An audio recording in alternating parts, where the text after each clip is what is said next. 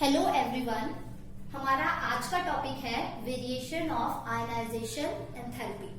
हमें पता है हमारी आयनाइजेशन एंथैल्पी क्या होती है। Ionization enthalpy is defined as the minimum amount of energy required to eject the most loosely bound electron from the isolated gaseous atom and convert it into the isolated gaseous cation। मतलब वो minimum amount of energy जो कि loosely bound electron को remove करने के लिए चाहिए होती है, उसी को हम क्या बोलते हैं, आयनाइजेशन एंथैल्पी बोलते हैं। तो आज हम इसका वेरिएशन पढ़ने वाले हैं। तो मैंने यहाँ पे क्या किया है, यहाँ पे मैंने पीरियड 2 के एलिमेंट्स लिखे हुए हैं, उनका न्यूक्लियर चार्ज लिखा हुआ है। न्यूक्लियर चार्ज आपका जो आपके इन एलिमेंट्स का एटॉमिक नंबर होता है वही आपका न्यूक्लियर चार्ज होता है। उसके नीचे मैंने क्या लिखी हुई है, आयनाइजेशन एंथैल्पी। तो इसके अंदर जो हम वेरिएशन आयनाइजेशन एंथैल्पी का आज पढ़ेंगे वो 2 फैक्टर्स के बेसिस पे पढ़ेंगे। आपका फर्स्ट फैक्टर है कि type of electron to be removed, कि किस टाइप का इलेक्ट्रॉन आप रिमूव कर रहे हैं। और आपका जो सेकेंड फैक्टर है वो है extra stability of the exactly half filled and completely filled electronic configuration. तो आप इसके अंदर क्या कर रहे हैं, जब हम वेरिएशन पढ़ रहे हैं अलोंग अ पीरियड, हम फर्स्ट वेरिएशन पढ़ रहे हैं, variation along a period. If we are talking about along a period, that means we are moving left to right, है ना। So जब हम लिथियम टू बेरिलियम जा रहे हैं तो हमें क्या दिख रहा है, हमारी आयनाइजेशन एंथैल्पी बढ़ रही है।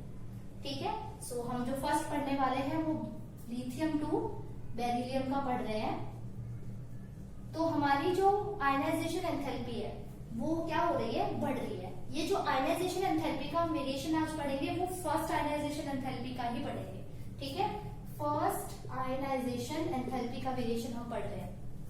तो जब आप लिथियम टू बेरिलियम जा रहे हैं तो आपकी आयनाइजेशन एंथैल्पी बढ़ रही है। व्हाट इज द रीजन, जब हम लेफ्ट टू राइट जाते हैं तो हमारा एटॉमिक साइज जो होता है वो क्या करता है, डिक्रीज करता है। एटॉमिक साइज डिक्रीज हो गया, इसका मतलब क्या, आपका जो न्यूक्लियर चार्ज है वो बढ़ गया। और क्योंकि आपका न्यूक्लियर चार्ज बढ़ गया तो फोर्स ऑफ अट्रैक्शन जो है इलेक्ट्रॉन का न्यूक्लियस से वो बढ़ गया। वो बढ़ने की वजह से आपकी जो आयनाइजेशन एंथैल्पी है वो क्या हो गई, आपकी फर्स्ट आयनाइजेशन एंथैल्पी बढ़ गई। ठीक है, जब हम बेरिलियम टू बोरॉन जाएंगे, बेरिलियम टू बोरॉन जाएंगे तो हम देख रहे हैं हमारी जो आयनाइजेशन जो एंथैल्पी है वो क्या कर रही है, वो डिक्रीज कर रही है। क्यों डिक्रीज कर रही है, तो इस एक्सप्लेनेशन को हम समझेंगे on the basis of configuration. तो बेरिलियम का एटॉमिक नंबर होता है 4, so configuration is 1s2 2s2। Boron का इलेक्ट्रॉनिक कॉन्फ़िगरेशन, बोरोन का एटॉमिक नंबर होता है 5, तो कॉन्फ़िगरेशन है 1s2 2s2 2p1। सो अगर आप देखें 2s का s ऑर्बिटल होता है, एक ही होता है, उसमें 2 इलेक्ट्रॉन्स हैं, मतलब ये जो s सबशेल है हमारी वो फुली फिल्ड है। लेकिन यहाँ पे जो मेरा ये 2p जो हमारा ऑर्बिटल है उसमें सिर्फ एक ही इलेक्ट्रॉन है। तो दोनों में से which configuration is more stable, obviously this, है ना। तो बेरिलियम की exactly fully filled stable configuration है एंड बोरॉन की जो कॉन्फ़िगरेशन है वो स्टेबल नहीं है। इसी वजह से आपकी जो आयनाइजेशन एंथैल्पी है, that is first ionization enthalpy, वो बेरिलियम से बोरॉन की तरफ जाते हुए क्या कर रही है, डिक्रीज कर रही है।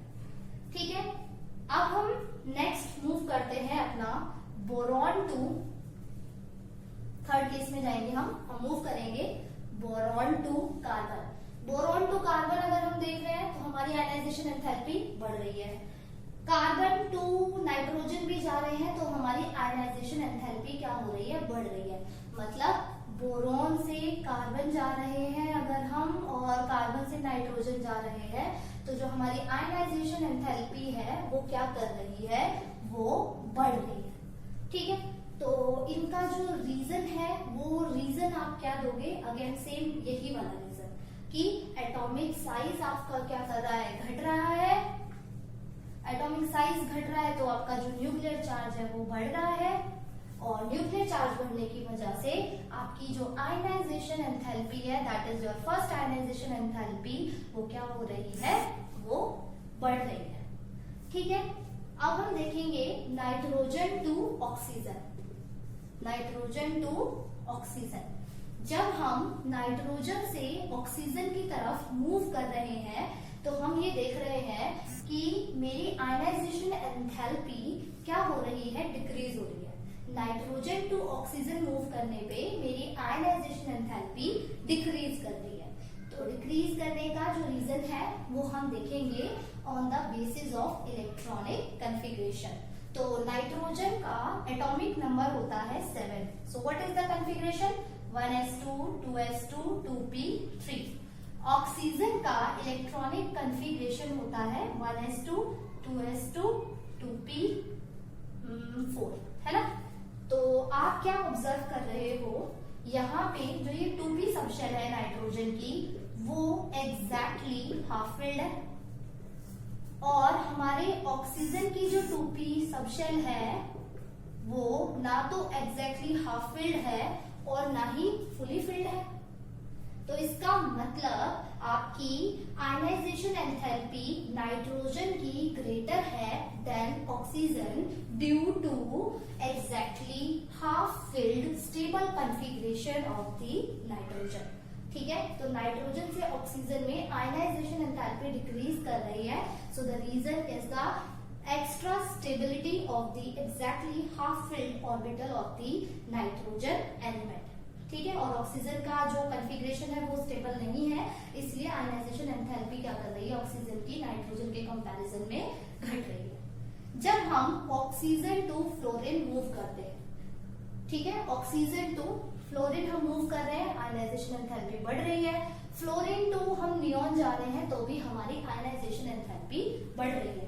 तो जो हमारा फिफ्थ केस है, oxygen to fluorine to neon, इन तीनों केस में हमारी जो आयनाइजेशन एंथैल्पी है वो बढ़ रही है। उसका जो मेन रीजन है वो क्या है, क्योंकि आपका न्यूक्लियर चार्ज बढ़ रहा है। ठीक है, आपका न्यूक्लियर चार्ज बढ़ रहा है, तो न्यूक्लियर चार्ज आपका बढ़ेगा तो आपकी आयनाइजेशन जो एंथैल्पी है, that is your first ionization enthalpy we are talking here, वो भी क्या करेगी, बढ़ेगी। लेकिन एक चीज आप देखेंगे यहाँ पे कि आपका जो ये नियॉन है उसकी आयनाइजेशन एंथैल्पी जो है वो बहुत ज्यादा ग्रेटर है। तो उसका रीजन क्या है, क्योंकि नियॉन क्या है, नोबल गैस है, और नोबल गैस की जो कॉन्फ़िगरेशन होती है, मैं यहाँ बना के दिखा देती हूँ आपको नियॉन की, 10 इसका atomic number, 1s2 2s2 2p6 3s2 3p6 4s2। But I think there is a mistake, हमें तो 10 ही चाहिए ना, मैंने 20 का बना दिया था। तो नियॉन की कॉन्फ़िगरेशन हो गई है 1s2 2s2 2p6। तो यू आर ऑब्जर्विंग जो यहाँ पे ये जो 2p ऑर्बिटल है, इसकी जो कॉन्फ़िगरेशन है वो एग्जैक्टली फुली फिल्ड है। तो due to extra stability of the fully filled configuration of the noble gases, and here we are talking about neon, तो आपकी इसकी जो आयनाइजेशन एंथैल्पी है वो बहुत ज्यादा ग्रेटर है। ठीक है, तो ये था हमारा वेरिएशन अलोंग अ पीरियड। ठीक है, अब हम पढ़ेंगे variation down the group. If we are talking about down the group, that means we are going from top to bottom. तो जब भी हम टॉप टू बॉटम जाते हैं, that is down the group जाते हैं, तो हमारी आयनाइजेशन एंथैल्पी किस तरीके से इंक्रीज करती है, डिक्रीज करती है, वो अब हम देखेंगे। तो 3 फैक्टर्स के बिहाफ पे हम इस चीज को एक्सप्लेन करेंगे। तो फर्स्ट फैक्टर है हमारा एटॉमिक साइज। जब भी हम डाउन द ग्रुप जाते हैं तो हमारा होता क्या है, हमारा न्यूक्लियर चार्ज घट जाता है। न्यूक्लियर चार्ज घटने की वजह से आपका जो फोर्स ऑफ अट्रैक्शन है आउटर मोस्ट शेल के इलेक्ट्रॉन का न्यूक्लियस से, वो घट जाता है। और जब भी हम डाउन द ग्रुप जाते हैं, एक और चीज क्या होती है, नंबर ऑफ शेल्स बढ़ जाती है। अगर नंबर ऑफ शेल्स बढ़ रही हैं, न्यूक्लियर चार्ज आपका घट रहा है, तो इसका मतलब जो आपकी फर्स्ट आयनाइजेशन एंथैल्पी है वो क्या करेगी, वो डिक्रीज करेगी। ठीक है। सेकेंड फैक्टर जो हम देखेंगे वो क्या देखेंगे, आपका स्क्रीनिंग इफेक्ट। स्क्रीनिंग इफेक्ट के केस में क्या होगा, जब हम डाउन द ग्रुप जाएंगे with the addition of new shell, आपके जो इनर शेल के इलेक्ट्रॉन्स हैं वो न्यूक्लियस को क्या कर देंगे, शील्ड कर देंगे। न्यूक्लियस को शील्ड कर देंगे तो उसका मतलब क्या है, आपका जो स्क्रीनिंग इफेक्ट है वो डाउन द ग्रुप क्या हो जाता है, बढ़ जाता है। क्योंकि down the group screening effect बढ़ रहा है तो आपकी फर्स्ट आयनाइजेशन एंथैल्पी वो क्या करेगी, डिक्रीज करेगी। ठीक है। थर्ड केस है हमारा न्यूक्लियर चार्ज। तो आपको पता ही है जब भी हम डाउन द ग्रुप जाएंगे तो एटॉमिक नंबर तो बढ़ेगा, है ना। जब भी हम डाउन द ग्रुप जाएंगे तो एटॉमिक नंबर जो है वो हमारा इंक्रीज होगा। अगर हमारा एटॉमिक नंबर इंक्रीज हो रहा है इसका मतलब तो हमारा न्यूक्लियर चार्ज भी बढ़ रहा है। तो न्यूक्लियर चार्ज अगर हमारा बढ़ रहा है तो हमारी जो आयनाइजेशन एंथैल्पी है वो क्या होनी चाहिए, वो बढ़नी चाहिए। लेकिन ऐसा नहीं होता। ऐसा क्यों नहीं होता, क्योंकि जो हमारे फर्स्ट टू फैक्टर्स हैं ये दोनों का जो कंबाइंड इफेक्ट है वो कंपेंसेट कर देता है इस इंक्रीज्ड न्यूक्लियर चार्ज को, और वो इससे क्या होता है, ज्यादा होता है। The combined effect of the atomic size and the screening effect is quite more and it compensates the effect of the increased nuclear charge। ठीक है। तो इसी वजह से डाउन द ग्रुप जो है हमारी जो आयनाइजेशन एंथैल्पी है वो क्या करती है, कंटिन्यूअसली डिक्रीज करती है। ठीक है। So this is all about variation of ionization enthalpy. अगर हम चाहें आपसे पूछ लें कि एक दो क्वेश्चंस अगर हम कर लेते हैं इस पे so that we get the idea, तो मैं बना के दिखा रही हूँ आपको। जैसे कि कॉन्फ़िगरेशन है हमारे पास अगर 1s2 2s2 2p3, दूसरी कॉन्फ़िगरेशन है 1s2 2s2 2p6। आपसे पूछ ले बताओ आयनाइजेशन एंथैल्पी इन दोनों में से ज्यादा किसकी है, तो अंडरस्टूड है किसकी है, इसकी है, क्योंकि इसकी एग्जैक्टली हाफ फिल्ड है और इसकी कैसी है, इसकी एग्जैक्टली फुली फिल्ड है और इसकी क्या है, एग्जैक्टली हाफ फिल्ड है। इसी वजह से एग्जैक्टली फुली फिल्ड जो है उसकी आयनाइजेशन एंथैल्पी ज्यादा होगी। ठीक है। एक और एग्जांपल ले लें, अगर हम